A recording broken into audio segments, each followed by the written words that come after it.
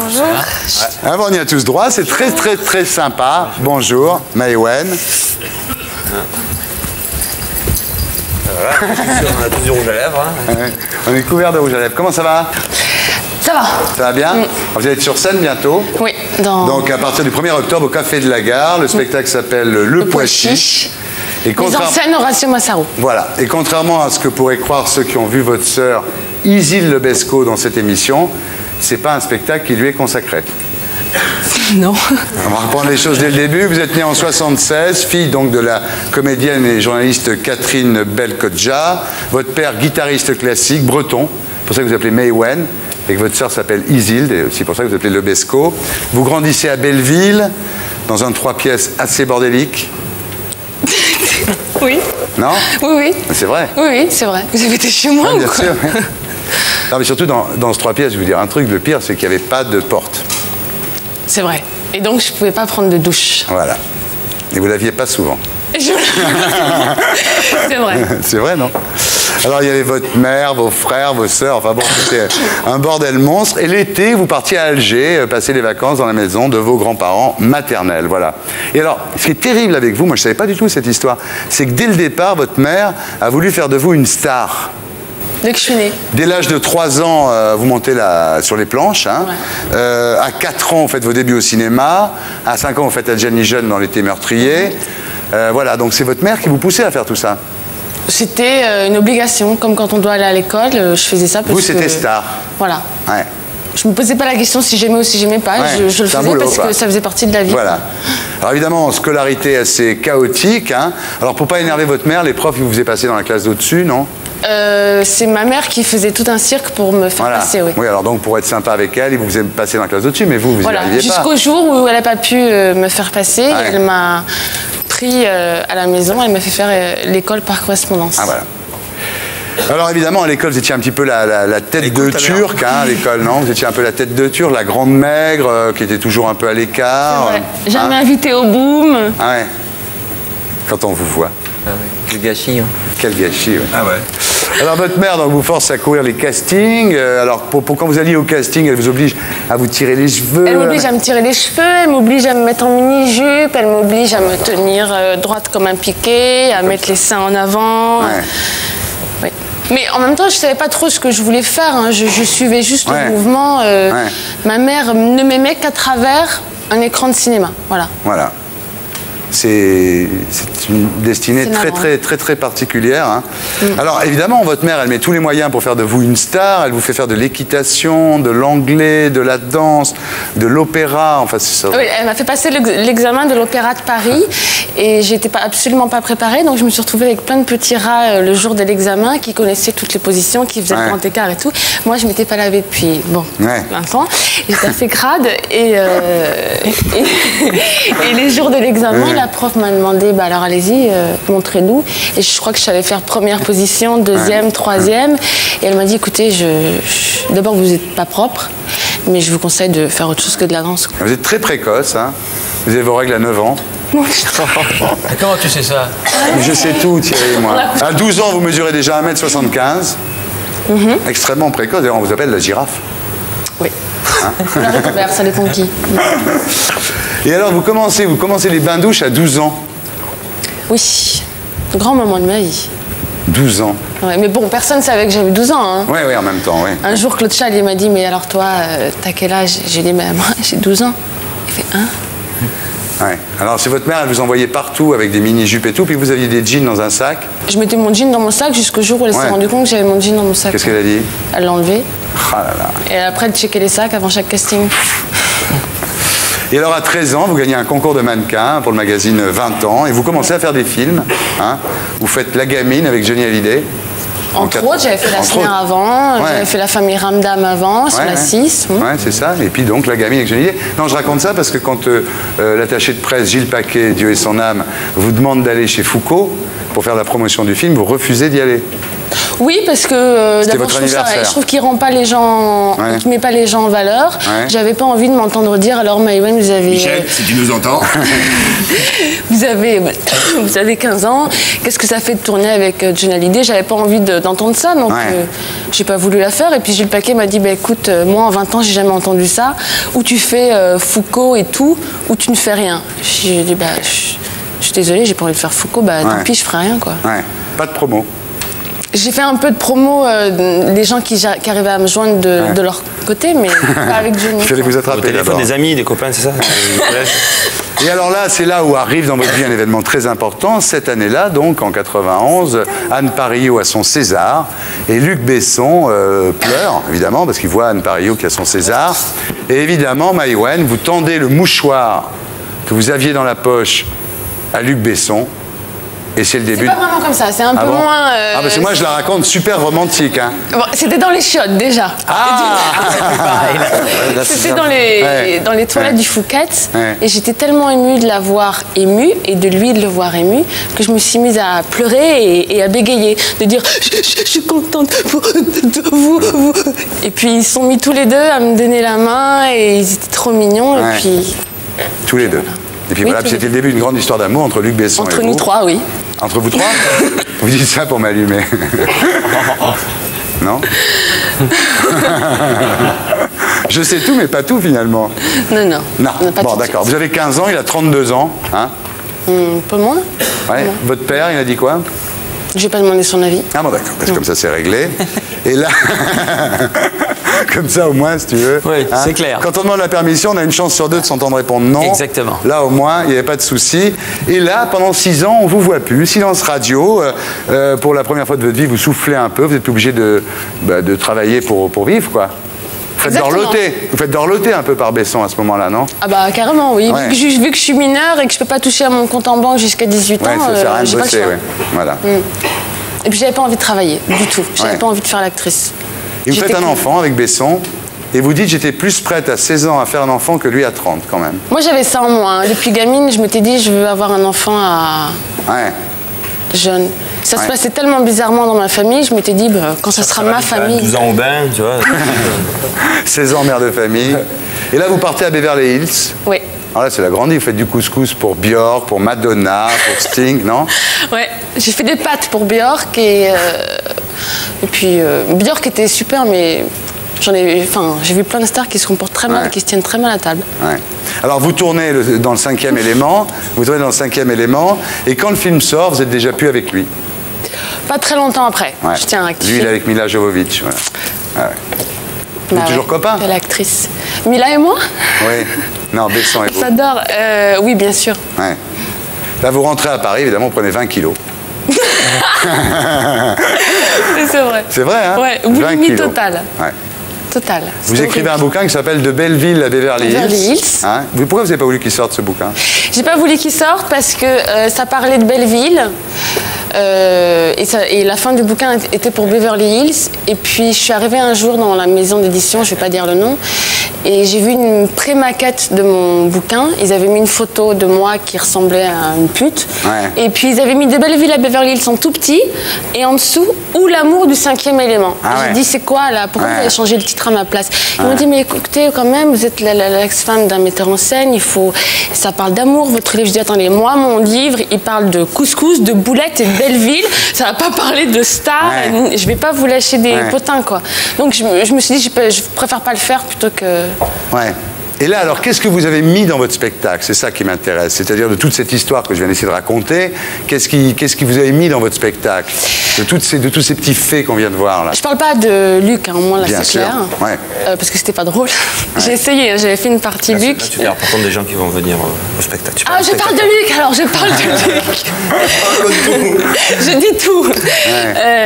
Ça se passe sur la période quand j'ai 12 ans jusqu'à 15 ans, jusqu'au moment où je Ouais. pars. C'est la période où je sors, où ma mère me force à sortir. Et il n'y a pas qu'elle, hein. Il y a mon père, il y a un agent. J'ai jamais il y a- entendu ça. Ma mère me force à sortir. Ouais, c'est vraiment- génial. C'est l'interdiction. Et vous faites tous les rôles, hein? Je fais tous les autres. Il y a 7 personnages. Ouais, je c'est fais ça. tous. Ouais. 8 personnages avec le mien que je fais. Ouais. Ouais. 8 personnages. Donc c'est au Café de la Gare, hein? tous les lundis. Tous les lundis à quelle heure? 22h. Je vous ai vu dans Paris Dernière dire que vous aimiez les filles, désormais vous embrassez les filles. Je suis sûre que vous allez me parler de ça. Mais pourquoi? Tadei, il m'a dit, fais gaffe, il va te parler de ça direct. Je te veux. Ouais. Alors? J'ai embrassé 2 filles cet été. Qu'est-ce que ça fait? C'est génial. Ah bon? Ah bon? C'est plus... Ah ouais, bon, moi je me casse. Hein. Tiens, tu me ramènes, c'est top. Hein. Il y en avait une, elle avait un piercing et je voulais vraiment sentir ce que ça faisait. Ouais.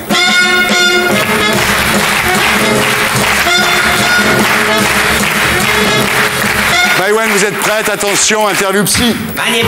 On ne bouge pas pendant le jingle.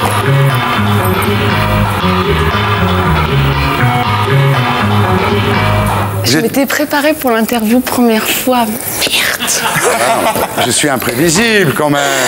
Mais non, mais je crois que les gens qui venaient ici pour la première fois, ils avaient l'interview première fois. Ah non, j'ai mieux pour vous. Non, mais c'est pas ça, c'est que Gendarme Son, pareil, s'était préparé pour des interviews avec des préservatifs, des machins, des trucs. Puis j'ai fait le questionnaire de Proust avec des fautes de français. Heureusement qu'il y avait Jamel pour l'aider à faire des fautes de français. Est-ce que vous êtes mytho? Pas du tout. Bien. Est-ce que vous êtes mégalo? Ah oui, je m'adore. Ah bon. Je m'adore. Vous êtes parano? Non. Schizo? Je le suis, oui. Un jour je suis pute, un jour je suis sage, un jour je suis studieuse, un jour je suis vendeuse. Ouais. Vous êtes nympho? Par période. Je peux faire 6 mois intense, 6 mois rien du tout. Ouais, elle est schizo, elle est schizo. Elle est bien schizo. Sado? Alors, pas encore. Est-ce que vous êtes maso? Non, pas du tout. Géronto? C'est quoi géronto? C'est quand on aime les vieux. Ah! Jusqu'à quel âge ça marche cette question? 50 ans, 51. Jusqu'à quel âge? C'est plutôt à quel âge ça commence? Je sais pas. Oui, j'aime pas les jeunes. Voilà, très bien. Là, ça tombe bien. Hein. Ouais, très bien. Bon pour Bruno, bon pour Thierry, bon pour moi. Est-ce que vous êtes vibro? C'est un vibromain. Non, c'est un téléphone portable.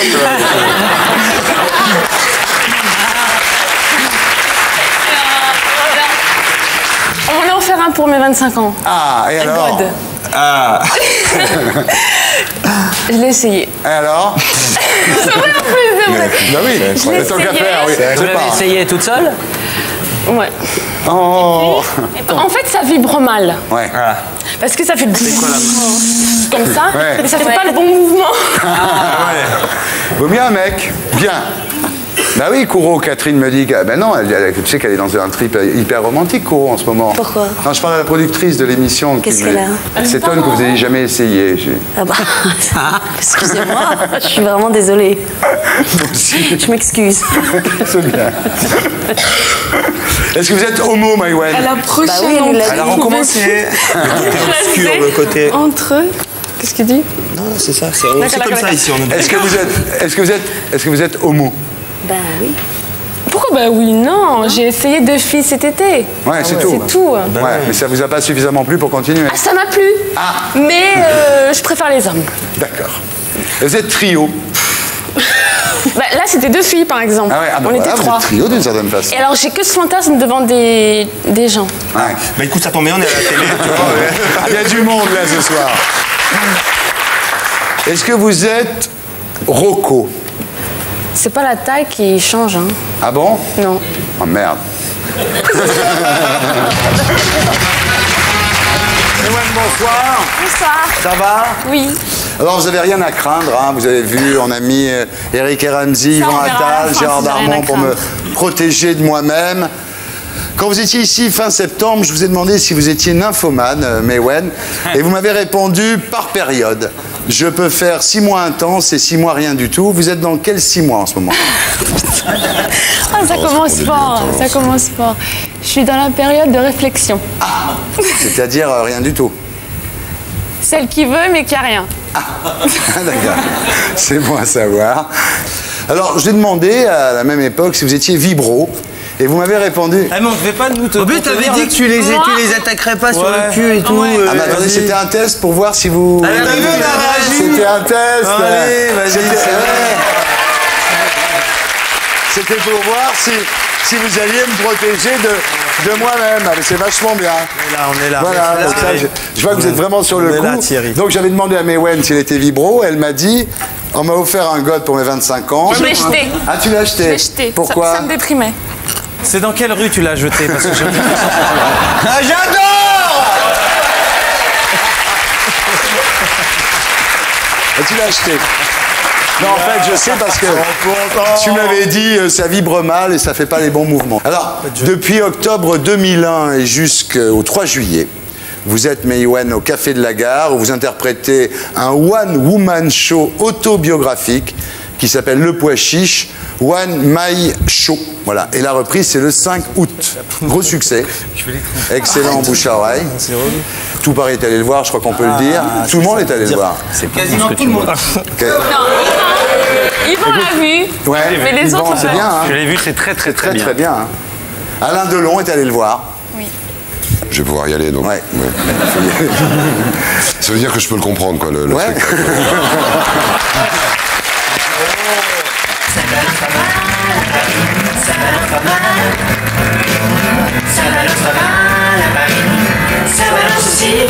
Voilà, donc Alain Delon y est allé. Il a dit à Maïwenn, c'est mon histoire que tu racontes. Ma mère aussi voulait devenir actrice. Vous avez ça en commun avec Alain Delon. Ma chère Maïwenn, voilà. Alors, votre mère a trouvé le spectacle vulgaire. Non, hein. c'est pas vrai. Il y a une journaliste qui a dit ça et c'est pas vrai. Elle a beaucoup aimé le spectacle. Elle m'a juste dit, écoute, il y a quelques scènes qui sont un peu vulgaires. Si tu veux, je te les refaire travailler. Ah ouais. Je vois qu'elle change pas quand même. Et votre père, il a trouvé ça trop long, lui. Hein. Non, ça aussi c'est pareil. Il m'a dit, je pensais pas que ça durait 1h30, je croyais que ça durait 1h15. Ouais. Voilà, Ils sont c'est sympas, comme tes tout le parents, monde, quand même. Hein. Il faut dire que ça perd le 2. Exactement. Ils peuvent se prendre 1h30 quand je me suis pris 15 ans. Hein.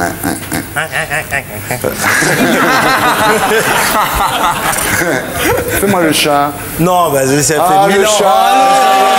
Le chat. C'est toi, attends, non. C'est toi qui as commencé. Le chat.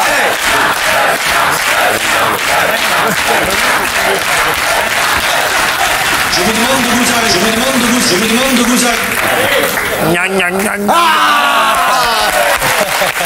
C'est très rare. Ça, c'est un grand moment de télévision parce qu'il le fait plus jamais, le chat. Hein, c'est vrai. Incompréhensible, d'ailleurs. Le chat est devenu très très rare. Bon, Maïwenn, on va voir comment tout ça a commencé. Donc, un samedi soir, vous êtes dans les chiottes du Fouquet's et vous rencontrez Luc Besson et Anne Parillot et elle venait de recevoir son César. Vous êtes ému de les voir tous les deux. Vous vous mettez à pleurer. Je me mets à pleurer parce que j'étais heureuse qu'elle ait son César. Voilà. Je me suis pas mis à pleurer parce que je les ai vus tous les deux. Non. Hein, oui. Anne Parillot et Luc Besson vous donnent la main. Et combien de temps après il a quitté Anne Parillot pour vous, Il n'a Besson? pas du tout quitté Anne Parillot pour moi. Non, mais je raconte comment vous êtes arrivé à ce spectacle. Bah, sûrement pas par Anne Parillot et les Mais chiottes. si, vous hein. allez voir. Et là, donc, à partir de là, pendant 6 ans, silence radio, on vous voit plus, vous faites dorloter par Besson à Los Angeles, vous lui faites un enfant, enfin plutôt à Hollywood et plus précisément encore à Beverly Hills. C'est la grande vie pour vous, vous faites des pattes pour Björk, pour Madonna, pour Sting, vous tournez dans... Ah, fiche 69. Comme ça, là, tout d'un coup. Bah oui. Après la 68, avant la 70, il y a toujours la 69. Alors, vous allez me poser une question, les rôles sont inversés.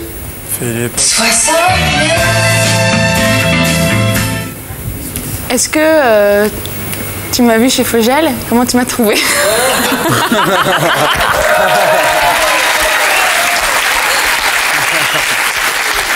Très bien. Très bien. Il est gentil, hein? Je t'ai trouvé très bien.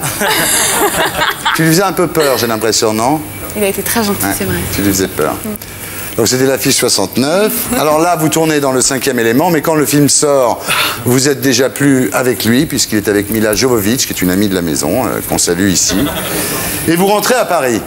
Boulimie totale, vous prenez 20 kilos, pas de boulot, personne ne vous appelle, vous dites « je décrochais le téléphone pour voir si la sonnerie marchait ». Oui, mais c'était une époque où je savais pas du tout ce que je voulais faire. J'avais terminé une école d'art à Los Angeles, donc j'arrivais à Paris sans savoir vraiment où aller.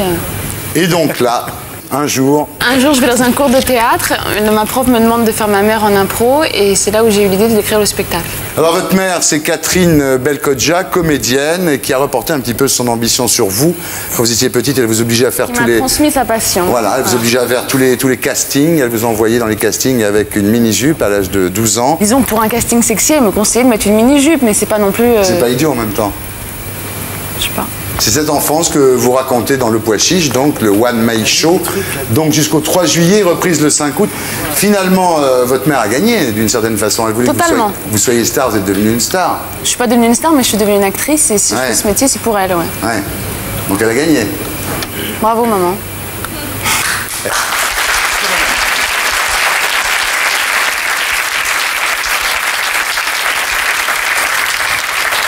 Est-ce qu'elle a eu raison, votre mère, de vous pousser? On s'en rendra compte dans quelques années. Et si elle ne vous avait pas poussé, vous seriez devenu quoi? Franchement, je sais pas. De toute manière, il déclenche après 9 mois. Moi-même, j'ai pas compris. Alors, c'est-à-dire si votre mère vous avait pas poussé, c'est ça que je voulais dire.